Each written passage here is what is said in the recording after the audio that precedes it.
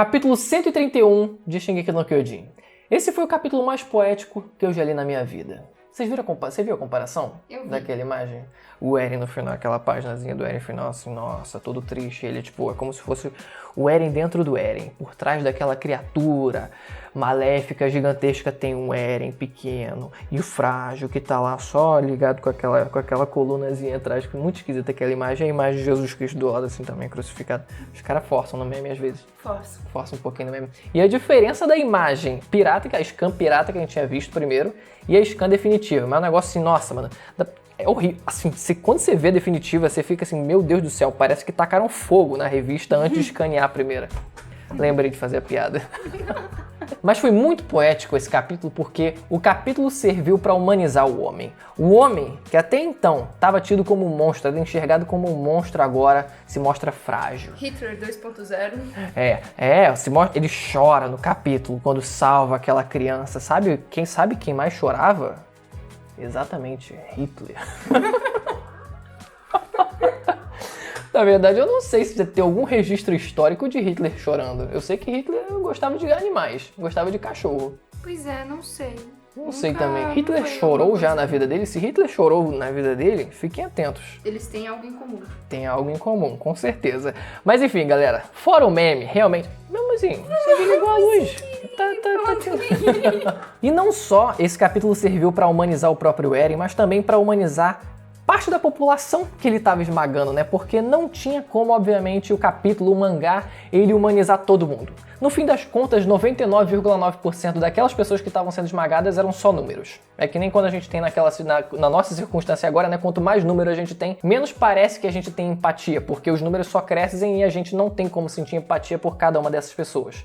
Então esse capítulo foi interessante por isso, porque ele decide escolher duas crianças em específico e contar a história específica delas duas, né? Mostrou a situação onde elas estavam lá, refugiadas, precisando roubar das outras pessoas para conseguir fugir de lá, e eles passavam frio e tinham que sair de lá porque nem todo mundo conseguia aguentar e tal, e dessa forma tentando sair de lá, né? Tentando sobreviver. Você vê que nem nessa circunstância o mangá ele é maniqueísta nesse sentido, né? Mesmo quando ele conta essa pequena historinha dessas duas crianças, ele também diz, olha só, elas estavam roubando.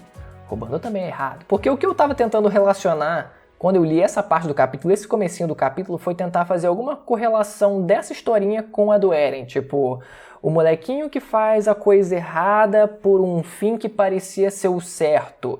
E o Eren meio que tá, de certa forma, fazendo isso, fazendo pelos meios errados algo que ele julga certo, sabe? Por alto dá pra fazer essa relação. Os fins justificam os meios. Resumindo a história, seria isso, né? Sempre acaba nisso. Então, além dessas criancinhas, tem a parte da humanização do Eren. A gente vê durante o flashback, a gente tem um flashback dele lá de novo, conhecendo lá o pessoal de Marley. Ele se depara com essa criança que a gente vê depois sendo esmagada. E ele, sabendo que aquela criança já seria esmagada no futuro, ele decide, naquela circunstância onde ele estava sendo linchado por algumas pessoas, decide salvar essas crianças, porque assim, mano, vou salvar a criança, que isso, pô, tudo bem que ela vai morrer lá na frente, mas, né, eu vou matar ela, mas eu não vou deixar pra criança morrer assim aqui. Por que eu vou matar que eu vou deixar ela ser morta? Sim, uma coisa não tem nada a ver com a outra. E o Eren, ele se enxergando como o Reiner, mas além disso, ele se enxergando como alguém pior do que ele, porque o Reiner, ele quando invadiu as muralhas, ele ainda estava numa circunstância de alienação muito grande, sabe? Ele ainda era meio jovem e tal, a primeira destruição, né, da primeira muralha, ele ainda era praticamente uma criança, um pré-adolescente, enfim, então ainda estava nessa alienação muito grande. Então o Eren, ele já meio que se livrou disso. Ele realmente sabe o que está fazendo, tá? Tudo bem, ele também está inserido dentro de um contexto, né? Nada está fora de contexto ali. Mas mesmo assim, ele já sabe um pouco do contexto geral, então por isso que eu acho que ele se considera alguém pior do que o próprio Reiner. Concordo com o que eu falei.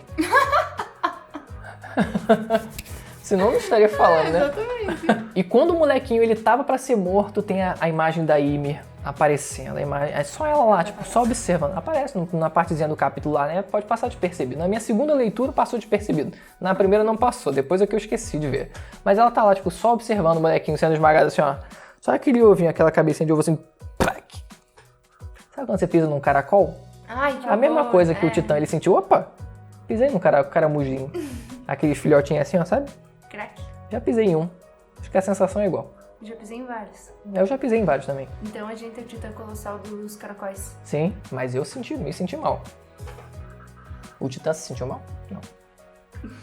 E aí que entra a parte mais poética do capítulo, que depois que os titãs eles começam a esmagar todo mundo, aparecem nas montanhas, etc., a gente vê a representação visual. Enquanto os titãs esmagavam todo mundo e tudo, o Eren ele é representado como uma criança. E essa é a parte mais poética, porque a criança naturalmente já tem esse semblante de inocência. E o Eren a gente sabe que atualmente não é um cara inocente, mas no fundo, o Eren criança, lá no começo, o que ele almejava era a liberdade, era a máxima liberdade. Só que o problema de você almejar essa máxima liberdade é que você não tem como não infringir a liberdade dos outros. Qual era Que poético. Qual era aquela frase? O meu direito, a minha liberdade acaba quando o seu começa. É isso. É uma mensagem muito forte. Todo mundo já ouviu isso algum dia na vida. Não é tão profundo assim. Mas é uma mensagem bonita. A representação do Eren criança que eu achei mais bonito. Foi muito maneira essa parte. Foi bem poético.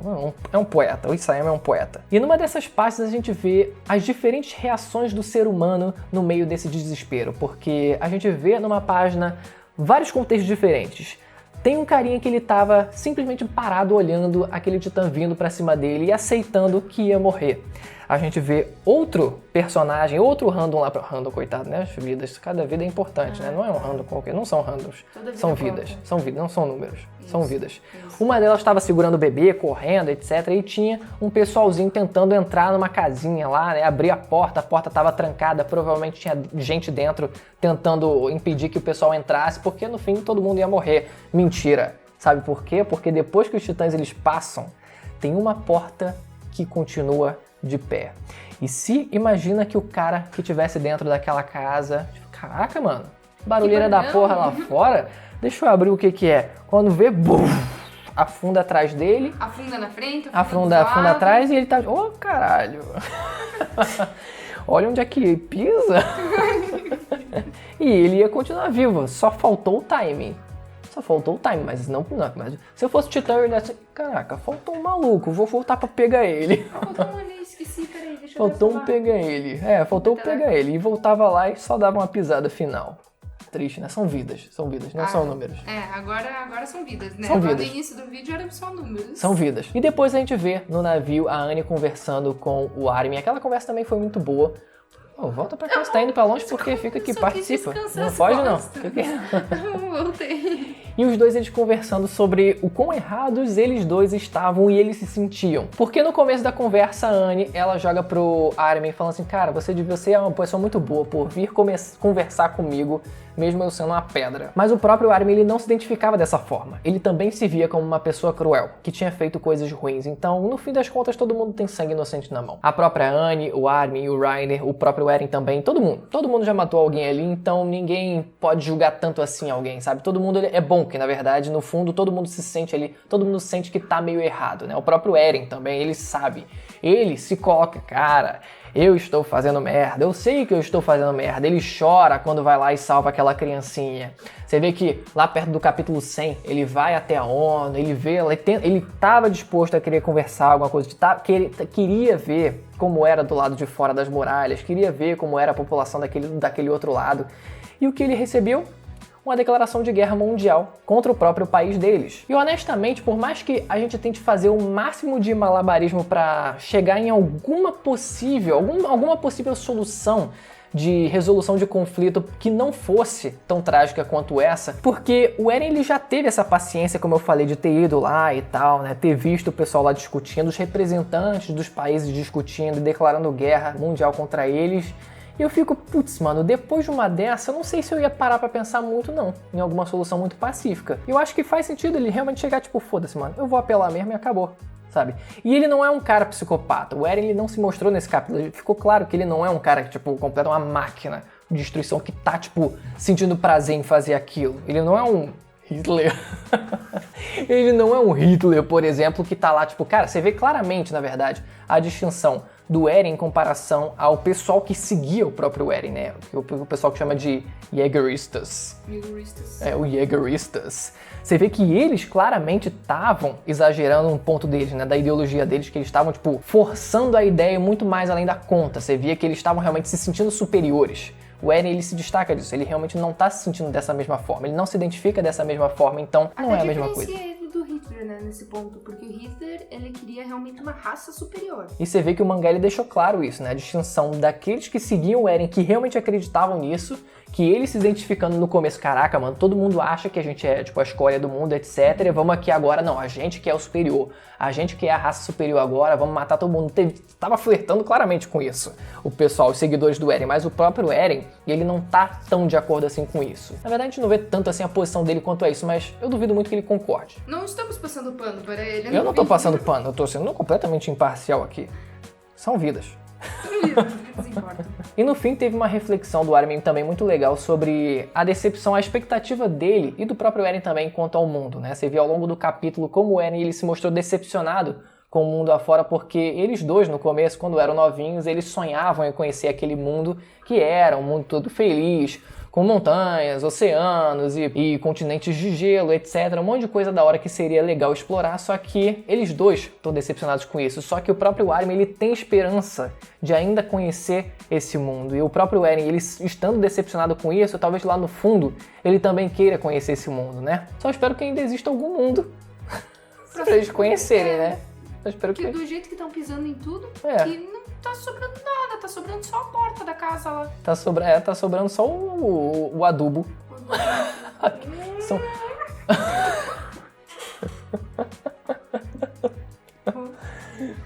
Tá bom, valeu. Foi boa. Mas galera, esse capítulo foi muito bom, realmente foi um capítulo mais reflexivo pra gente entender um pouco mais da cabeça do Eren. Mas vamos ver, né, o que vai ser no capítulo que vem, se esse massacre vai continuar, se o pessoal vai conseguir chegar até lá, o próprio Eren. Tá um pouco longe ainda pra eles chegarem, mas vamos torcer, né? De qualquer forma, deixa o like se você gostou do vídeo, mais uma vez se inscreva no canal se você não conhece pra acompanhar os próximos e últimos reviews mensais do mangá Shingeki no Kyojin e do anime também, quando a última temporada voltar. E não se esqueça também de ativar o sininho para receber as notificações. Beleza? Até a próxima. Tchau. Tchau.